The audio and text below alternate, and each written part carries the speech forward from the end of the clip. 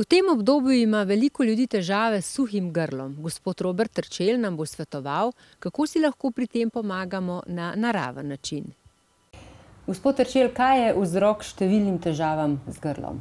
No, tiste težave, ki so res pogoste, je pravzaprav občutek vnetja, občutek, ki se prenaša na zaznavanje nekoliko težjega požiranja, potem seveda prisotna lahko tudi hripavost pri bolj izrazitih oblikah simptomov.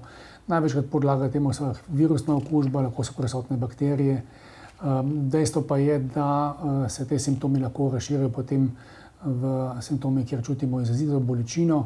Pri nekaterih je ob tem prisotna tudi prisotno občutek suhega grla. Če ne samo suho grlo, pa saj občutek suhega grla oziroma suhih ust, ki je posebna entiteta in je lahko posledica številnih vzrokov.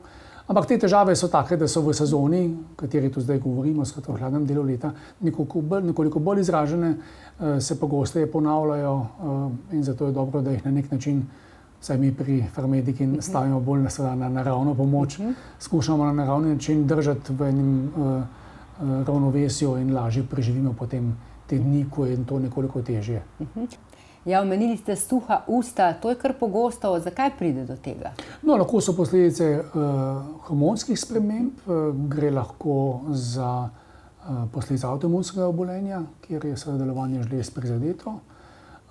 Na drugi strani pa tudi lahko gre za stranski učinek mnogih zdravil, ki se proizvajalci navajajo, da gre za težave z suhimi usti, oziroma predvsem občutkom suhih ust.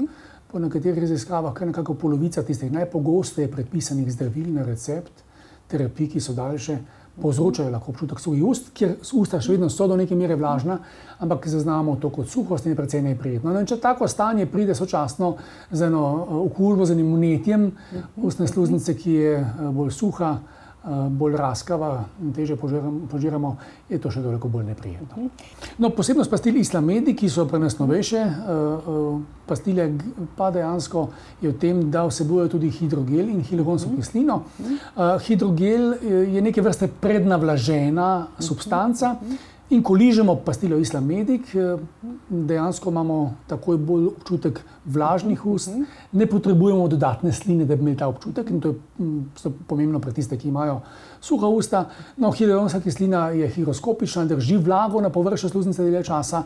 Osnovna učinkovina pa seveda islandski lišaj, ki nam pomaga potem ustvarjati ta mikrogel, ta nanos, naravno zaščita grla, kot temu pravimo. In posebnost pri Islamediku je dejansko, da jih uporabljamo lahko pri teh izrazitejših simptomih.